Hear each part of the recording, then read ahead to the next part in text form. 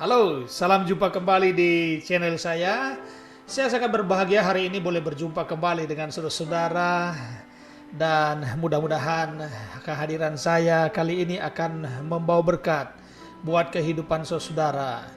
Mungkin harta benda mungkin terbatas manfaatnya hanya dalam hidup ini, tetapi firman kebenaran adalah kekal adanya untuk kita semua.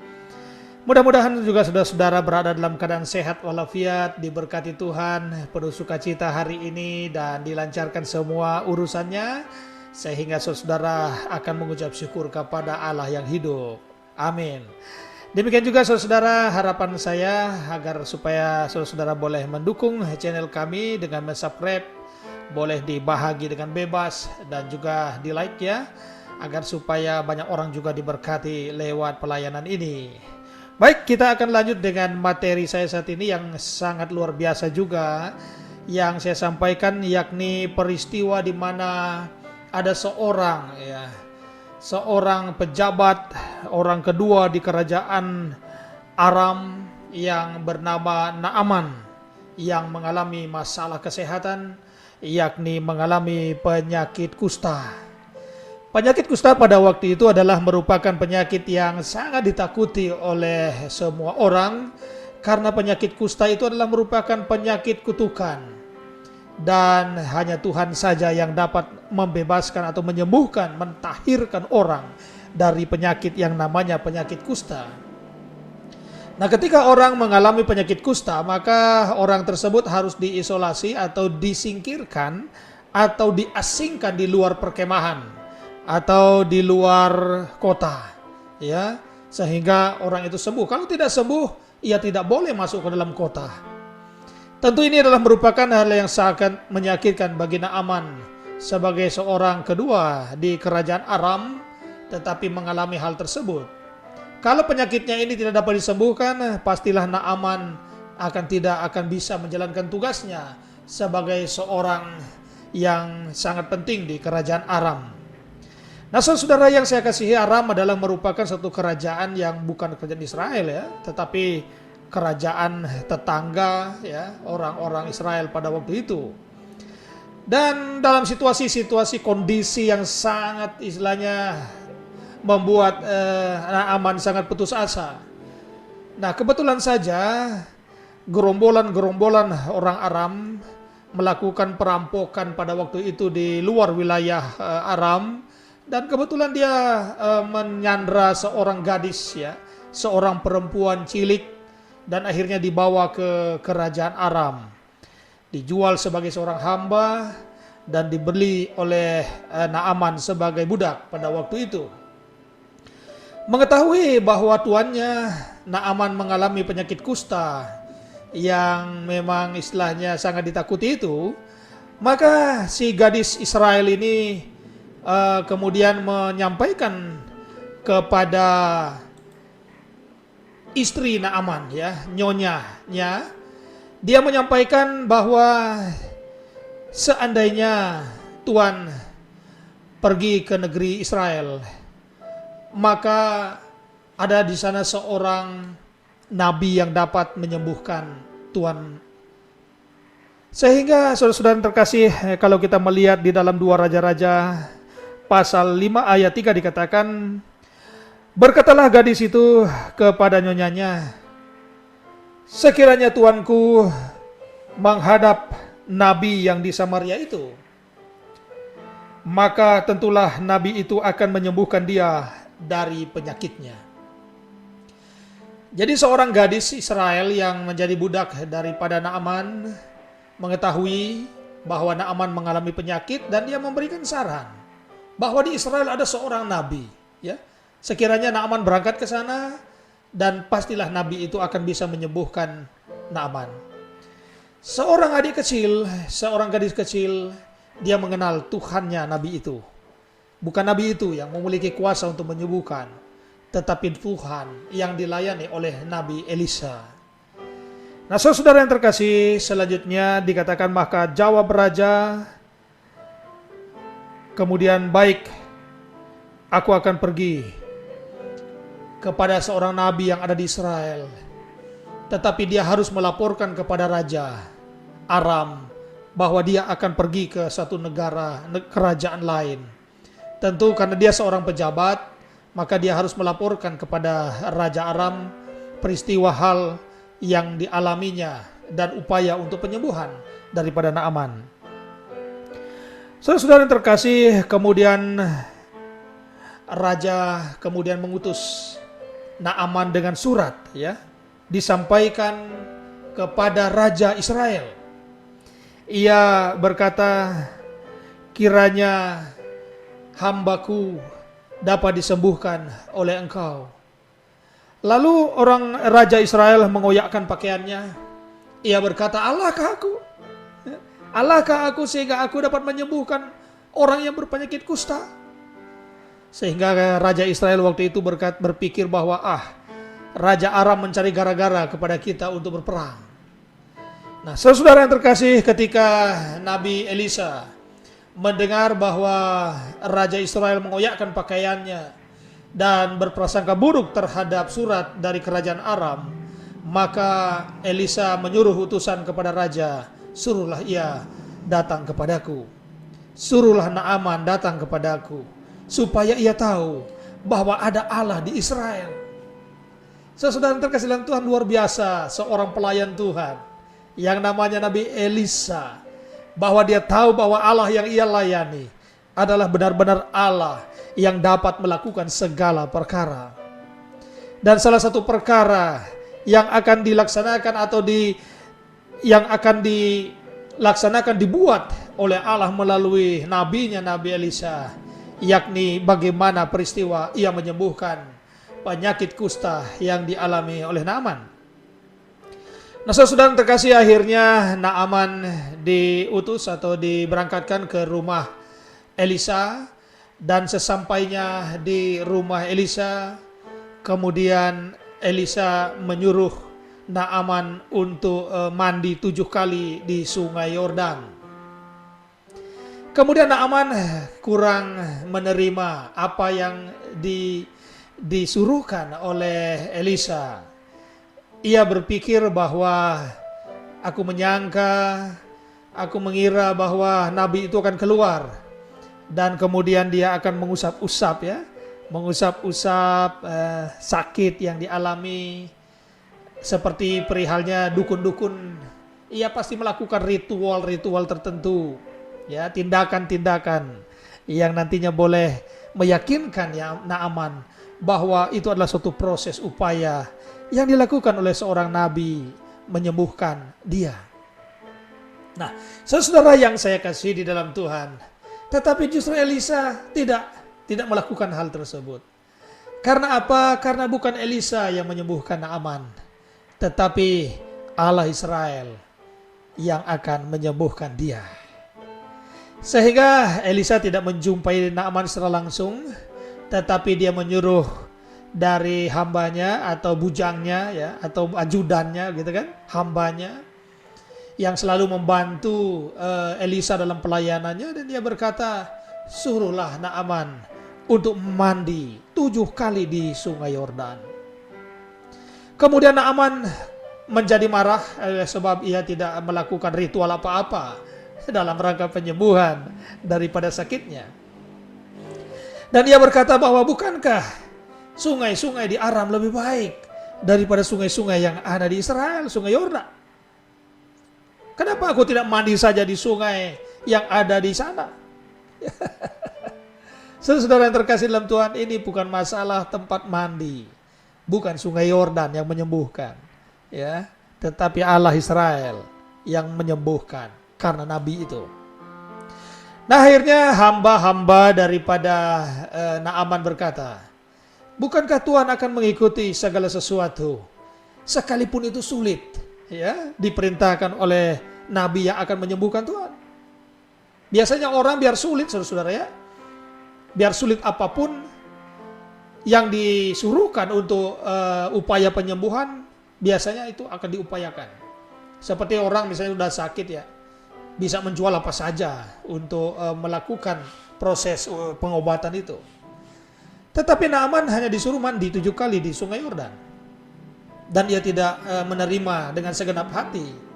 Ia berkata, bukankah di Aram lebih baik lagi sungainya daripada sungai yang ada di Israel? Tetapi hamba-hambanya mengusulkan, bukankah kalau sulit pun disuruhkan kepada Tuhan, Tuhan akan mengikutinya? Akhirnya Naaman melakukan apa yang disuruhkan oleh Elisa, dan akhirnya dia mandi 7 kali di sungai Yordan. Nah, setelah ia mandi di sungai Yordan 7 kali, maka kulit Naaman menjadi tahir. Luar biasa, saudara. Seperti kulit bayi. Ini adalah satu keajaiban yang dilakukan oleh Allah Israel. Yang dilakukan oleh Allah Israel melalui hamba pelayannya Nabi Elisa. Sebagaimana dikatakan tadi bahwa agar supaya mereka tahu bahwa ada Allah di Israel. Nah, saudara-saudara, sahabat kebenaran yang saya kasihi, akhirnya Naaman bisa sembuh. Dan kemudian dia datang kepada Elisa. Ya. Dia memberikan pemberian-pemberian emas, perak, ya, mata uang dengan jumlah yang besar. Karena sudah dipersiapkan oleh Raja Aram. Apabila memang benar-benar Naaman bisa disembuhkan, maka ia memberikan pemberian-pemberian yang luar biasa. Pemberian dalam bentuk materi kepada Nabi itu. Saudara-saudara yang saya kasihi, yang saat ini adalah merupakan perkara yang sudah saya sampaikan. Hanya Allah Israel yang dapat melakukan perkara itu.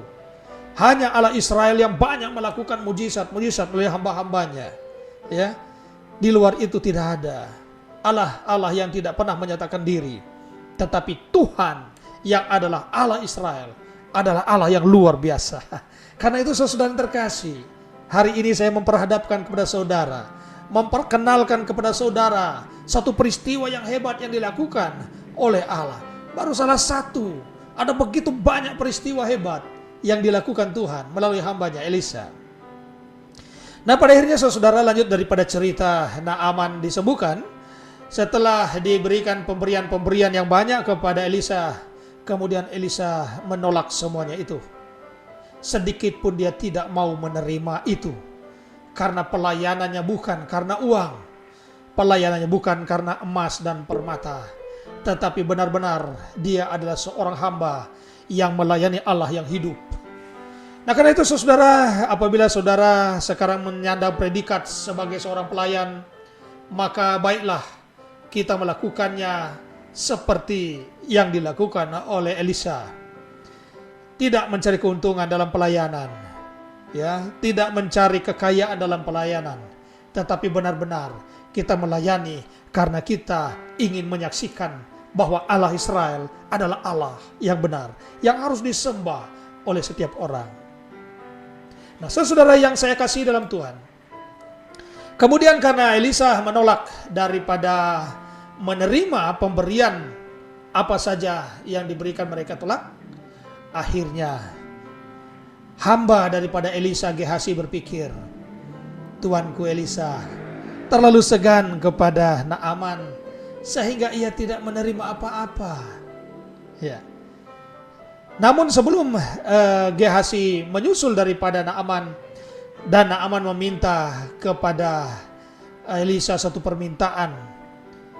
Permintaannya adalah yang pertama, agar supaya diizinkan Naaman memuat, ya, tanah dari Israel, satu muatan bagal, di mana tanah di Israel dianggap sebagai tanah yang suci oleh Naaman, karena tanah itu akan dijadikan mezbah di negerinya untuk menyembah Allah Israel, menyembah Allah yang hidup. Ya, sekarang imannya telah beralih kepada Allah Israel yang dulunya, ya, ia beriman kepada dewa-dewa yang ada di Aram. Tetapi setelah disembuhkan, imannya beralih kepada Allah Israel.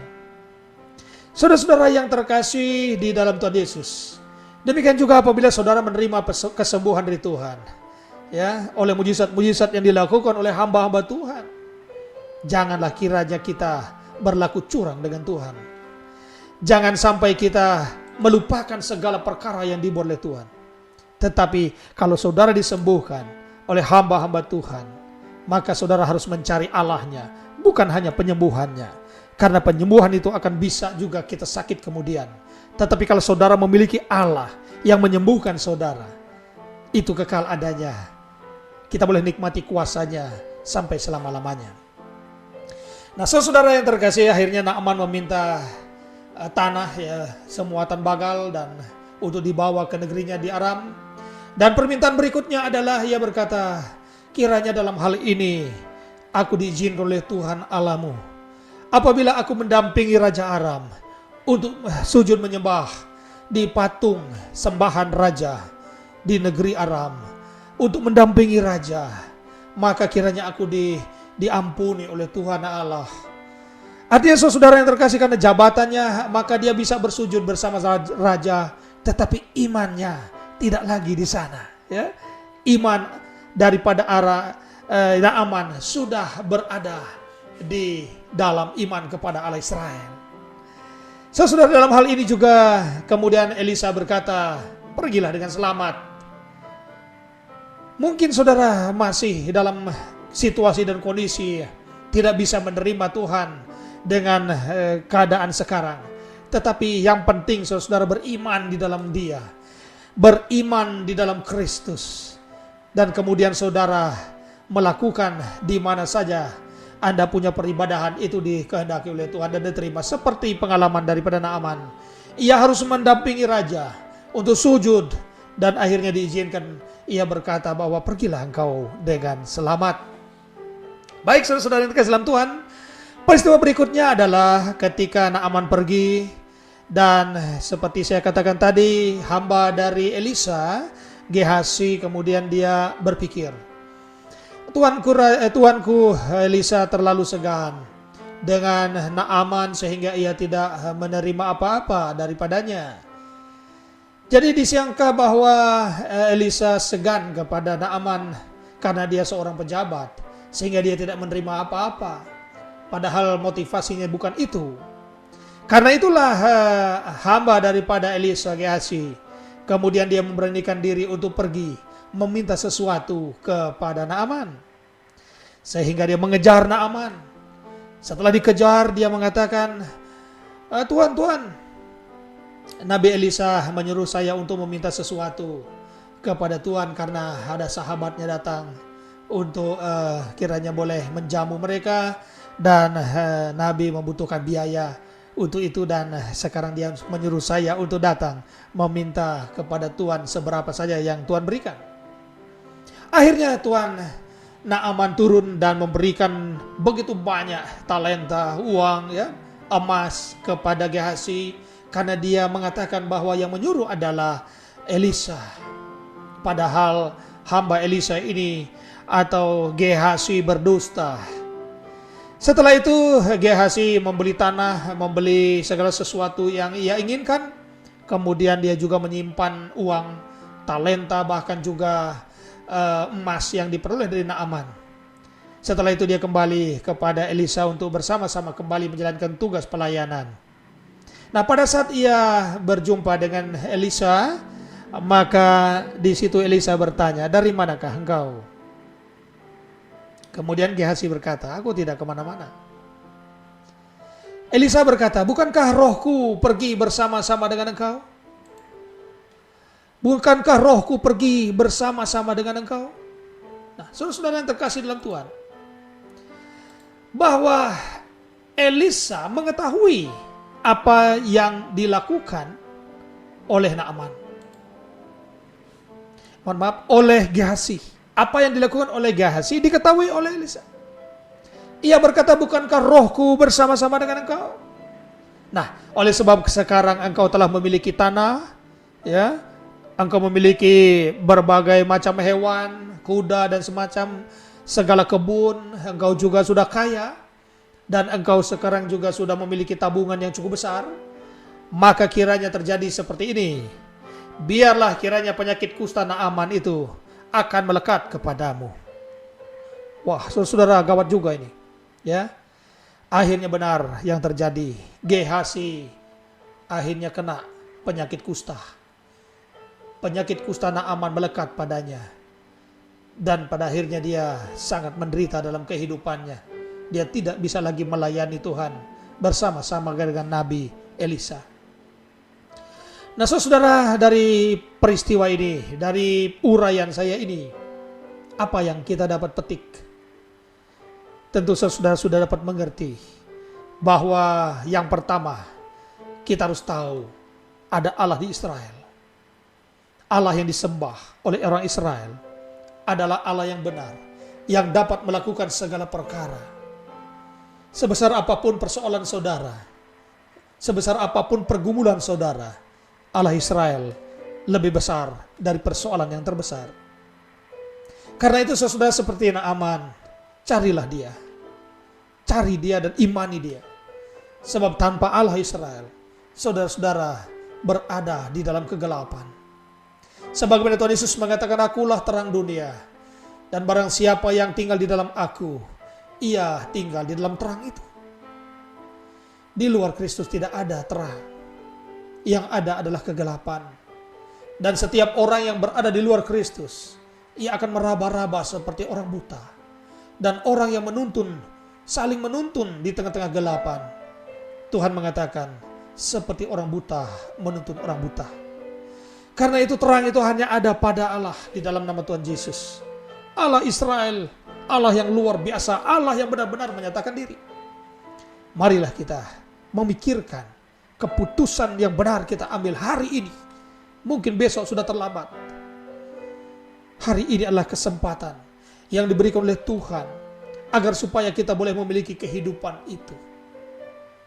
Nah, saudara yang terkasih dalam Tuhan, inilah beberapa penjelasan saya berkaitan dengan peristiwa di mana Naaman disembuhkan oleh Allah Israel melalui hambanya Nabi Elisa. Semoga ulasan ini akan bermanfaat untuk saudara dan memberikan inspirasi iman, menjadi pertimbangan untuk kita semua memilih Allah yang benar, sehingga kita tidak salah alamat dalam beriman, tetapi betul-betul kita beralamat, beribadah kepada alamat yang benar di dalam nama Tuhan Yesus. Terima kasih sudah menyaksikan video saya. Tuhan memberkati Bapak Ibu. Dan apabila Bapak Ibu menganggap bahwa video ini bermanfaat untuk Bapak Ibu sekalian, bolehlah dibagikan secara bebas kepada siapapun, agar supaya saudara-saudara dan teman-teman juga akan menikmati berkat yang sama pada hari ini. Tuhan memberkati. Amin.